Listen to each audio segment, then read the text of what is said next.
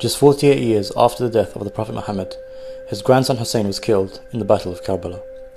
Why did this battle happen, and why is it so important to Islamic history? After the fourth Caliph Ali was assassinated in 661, a power vacuum emerged, leading to Muawiyah assuming role as Caliph, despite opposition from part of the Ummah who wanted Hassan, son of Ali, who was the grandson of the Prophet, as the Caliph. To avoid further bloodshed after years of conflict, Hassan signed a peace treaty with Muawiyah. This treaty stipulated that Muawiyah would not appoint a successor after him. In the year 670, Hassan was assassinated, leaving his brother Hussein to take on his duties.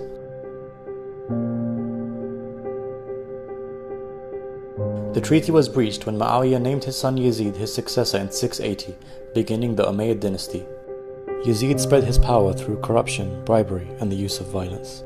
To legitimize his rule, Yazid demanded allegiance from Hussein. Hussein refused, as Yazid was openly corrupt and known to be brutal.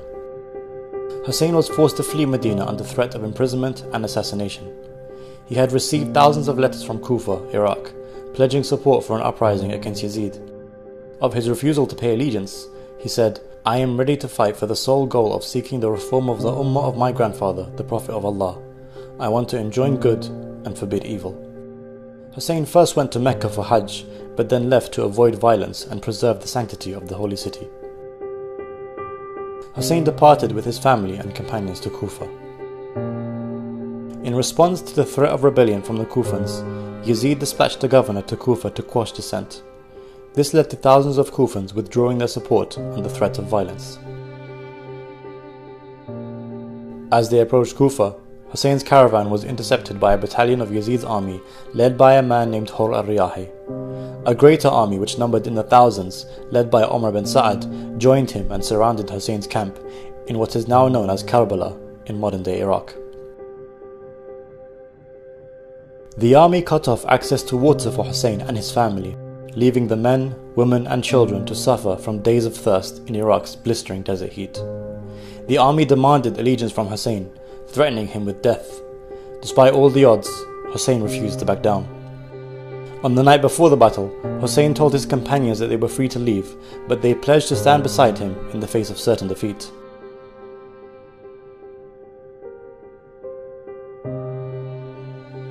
The following morning, on the 10th of Muharram, known as the day of Ashura, Hussein delivered a powerful speech, reminding the opposition that he was still the grandson of the Prophet and that he still wished to leave. Moved by Hussein's speech, Hur abandoned Ibn Sa'ad's army and joined Hussein's. The battle commenced, with Hussein's 70-odd companions facing off against an army of what many historians number to be 30,000. The companions of Hussein fought group by group and were martyred on the battlefield.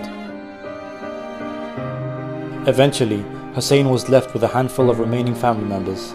They too were killed. Hussein, now with no one beside him, pleaded with the enemy forces for water for his 6-month-old baby. The enemy responded by firing a fatal arrow at the infant, killing Hussein's child in his arms. Hussein buried the child and bid farewell to the women and children of his camp. He fiercely charged into the battlefield, where, after fighting valiantly, eventually fell from his horse and was surrounded by the enemy soldiers. The grandson of the Prophet was brutally attacked from all sides and beheaded.